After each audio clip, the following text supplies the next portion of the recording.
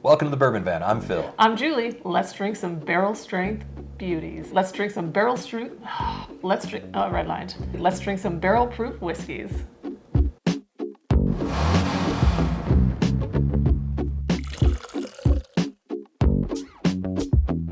We were going to just do a tasting of Elijah Craig A122. This bourbon though, so good, we already tried it. Instead of just giving you tasting notes, telling you whether or not you should buy it, and you should, we're gonna put it up against some stiff competition tonight and see how well it performs. It's delicious, and I think it's my favorite since B520. Hopefully we'll give you some solid tasting notes tonight on this one and all of these whiskeys. All right, so let's meet the bottles really quickly. From Heaven Hill Distillery, we have Elijah Craig Barrel Proof A122. This is 12 years old, non-chill filtered. This batch 120.8 proof, so a little bit on the low side for them, and this one runs us $70 here in Oregon.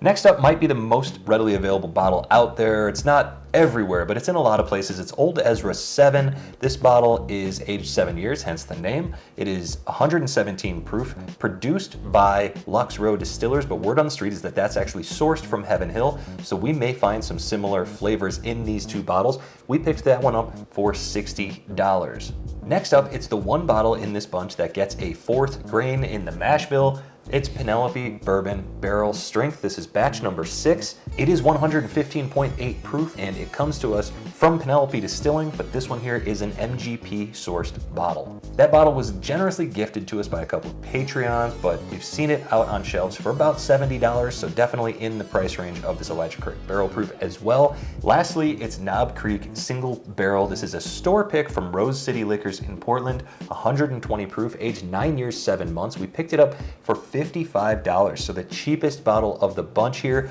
The reason we included that single barrel is because we see those quite a bit. They're reasonably priced, and unlike the last time we added a Knob Creek 120 proofer to the mix in one of these flights, we don't put water in this one. We like it just as it is. All right, as always, this will be a blind flight. I poured them, Julie mixed them around. We will check out the noses. We will rip through them one way, rip through them the other way, A/B test, pausing in between to make sure that our palates are well rested, and then we will tell you exactly what we think, and you can tell us exactly what you think after that. To the noses. Just caramel, vanilla, some nice oak in there. Dry oak. Yeah, like a blueberry pie almost. Yeah, some sort of spice in there too. Like a gentle cinnamon. Big proof, big flavor notes. That's nice. All right, glass 2, let's do it. This is different. It's a little potpourri, a little floral. I was just gonna say floral. It's sort of fresh that way, if you like that sort of thing. Yeah, it almost reminds me of that flower I don't like. Which I know doesn't sound great, but lilies. Not a big fan of the lily. Limestone or like a baby powder. Yeah. Interesting. I'm getting some light brown sugar, not a lot of traditional bourbon notes here. A hint of dark charred barrel, but it's just on the periphery here. It's not right down Main Street. Interesting. Let's get to glass 3.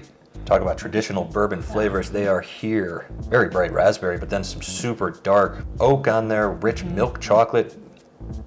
Look at him go. This reminds me, my mom for Valentine's Day sent us just a whole bunch of candy. An array. And yeah, there were like milk chocolate covered peanuts and milk chocolate covered raisins. I feel like both of those things are in this glass. Yeah, Thanks, Mom. Different. It smells almost a touch musty on that oak. There's some Yes. vanilla in there as well. That's a nice nose for a whiskey. Yeah. Glass 4. Holy smokes. Kind of like red licorice. It almost smells like cookie-ish, like graham crackers or something. Like a freshly baked waffle cone. Ooh, Something like that. It's kind of a pretentious note. I don't like to give stuff like that, but that's what it reminded me of. I like that note. I also think Everyone knows what it's like to walk into an ice cream shop and smell those waffle cones, baby. there's some white grape here, Yeah. but the fruit is the weirdest thing here. Honeydew. I don't think I've ever given that tasting note on a whiskey before. Let's do this. Glass number 1. All right. Cheers. Cheers, everyone. Right on the front of the tongue.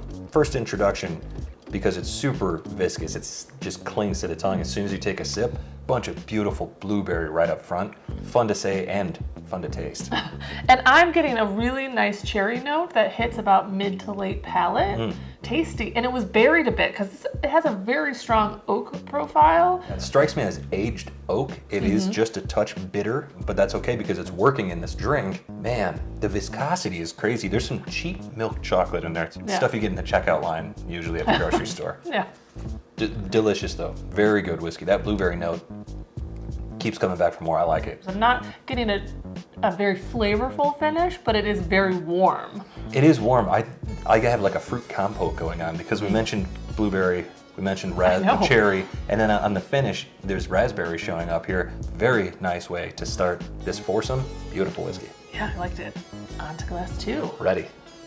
My first sip was just like a punch of like cherry Jolly Rancher candy, which I was not expecting at all. It is candy-tastic up front. Yeah, it was crazy. And that limestone that I had found on the nose made an appearance. Yeah, it's a little almost chalky. Yes, and then it like blew the Jolly Rancher away, and then I took a third sip, and the oakiness is all I tasted on that one. It's almost like a strawberry candied sugar for me. Almost like a pixie stick that's less intense. Yeah. Although there is some intensity here. There's a spice that builds with this one. The way that the spice and the oak play off each other is quite nice. It is viscous, but it's not nearly as viscous as glass 1. Glass 1 was a mouth coater. Yeah. Is that a thing people say? Yeah, maybe. Sure, We we're do. gonna say that's a thing people say. I said it. On to glass 3. Yes. The mouthfeel, the viscosity, as good as they've all been, this one lingers, and you're noticing it on the finish. Yeah. Hanging around way more than the others. I will agree with you. I think this has the best finish so far of the bunch. Not only the warmth, but all of the oaky, chocolatey flavors kind of come through in the finish too. Fruit that we got on the nose, I called it raspberry, and I think that holds true, but there's a juicy blackberry on the finish here. The whole thing makes my mouth water. The chocolatey oakiness, the vanilla that I'm getting on this, it's interesting because it's not necessarily sweet, like that chocolatey note. It's not really sweet, but it's definitely not bitter. So it's not like a milk chocolate, but it's not like a bitter whatever. It's a higher quality chocolate too. The milk chocolate covered peanuts, the chocolate covered raisins, the high quality flavors. That's coming through here. That's a candy store in a glass. That's really nice. If you're a chocolate lover, there's just something special about having a drink that has that lingering fit. I mean, what's more satisfying? I know, and it's not something that I ever thought about when we first started this journey, but like now when I get a glass that has a nice finish.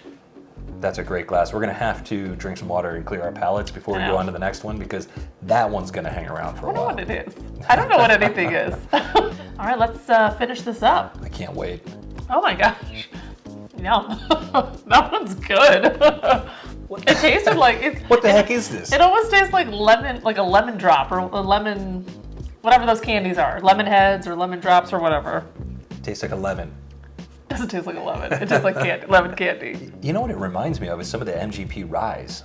There is something familiar about this. There's something about the palate that, I don't know, jogs my memory that we've had. I mean, of course we've had this before, but like that it should be something that I should know, and of course I don't. Well, you are the 51st dates of whiskey. True, but that first initial sip, I got a little zing of ethanol, like just a baby's breath of it, right? Like, so it wasn't anything that would throw you off. Alcohol on your baby's breath. Yeah, nothing that would throw you off. It was just noticeable only because I didn't get it on the first 3 glasses. I think that this is our second best mouthfeel, but I don't think that the finish follows suit. This is sugary, candy-like on the front. It is very citrusy, tons of that lemon, and it's a little bit earthy. At the same time. All those things together, it's pretty well balanced. It doesn't feel like a very fully cohesive recipe. So now that we're gonna go back the other direction, let's see if this becomes more cohesive when we take a little break here, rest our palates, and we'll get right back to it. We talked a little bit about this, how glasses 2 and 4 were very unusual, very unique, not traditional bourbon notes on the noses, but this one carries that through on the palate and on the finish. It feels almost like an outlier at this point. Number 3. Number 3. Whatever this is, it's just fantastic. It's so good. I haven't really drank that much of it because the finish is so long lasting and so good. There's no reason to drink a bunch of it. It's the best finish of the bunch. Yeah. Whatever's in glass number 3 is a solid pour. Fantastic. Yeah. You want a glass too? Yeah. Ooh, there's a little maple sugar on that nose Yeah, now. this smells great. Maple syrup, not maple sugar. Well, maybe the same thing. Is there maple sugar out there? Canadians, let us know. Ooh. Or Vermontians. I believe they're pronounced Vermontians. Probably. It's a disappointing finish. Have you noticed that? Does this one disappoint me you on the sad. finish? Let me You usually give me a minute to. You're usually really forthcoming when you're disappointed. Am I? With me. Oh. That's true. I actually think I like this one more on the way back than I did on the way out. I This agree. was the limestoney one. You're right, it's got a lovely palate. There's not much there on the finish. On to glass number 1? Ooh, that's vanilla-tastic on the way back. It is robust. This one attacks your taste buds. It does have really strong, pronounced flavors. It's a beautiful viscosity, and the finish is more than heat now. There's blueberries, there's brown sugar, there's oak. I know the proof points are all pretty similar, but this one packs the most punch in the heat department. Definitely packs a punch, but a satisfying punch at Yeah. that. I like whatever that is, and when we're done, I think I'm gonna have a glass of it.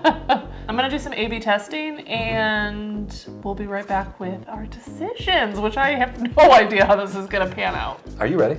Nope. No. All right, we have decisions made. This was tough. We want to make clear because I think we have the same 4th place here. I think so. Do you want to, should we just say what it is Yeah. right off the bat? So my 4th place is actually glass number 4. Same for me. I didn't know what to do with it. I feel bad about having this in this lineup. It just doesn't, it's an outlier. It doesn't Right. fit. We've got 3 big, robust, strong, barrel-proof winter Yeah. time whiskeys and a springtime whiskey, quite honestly.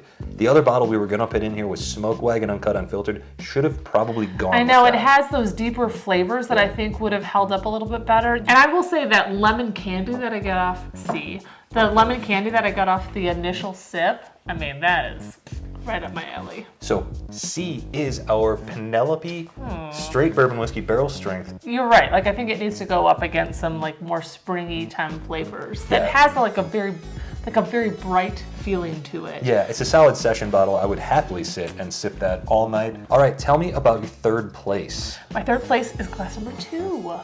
Same here. Oh, nice. I guess. The nose, the palate, very satisfying. The finish, almost non-existent. Yeah, this one was close to my glass number 4. It outperformed it by a smidge, Yeah. but my other glasses outperformed well above this one, I think. Very, very close to 4th, but not even close to 1st and 2nd. This is glass B, Yes. and that is our Old Ezra 7. Which is only our 2nd bottle of Old Ezra, actually. Yeah, right? actually, I think that I like the Distiller's Collection bottles better than I like this Old Ezra 7.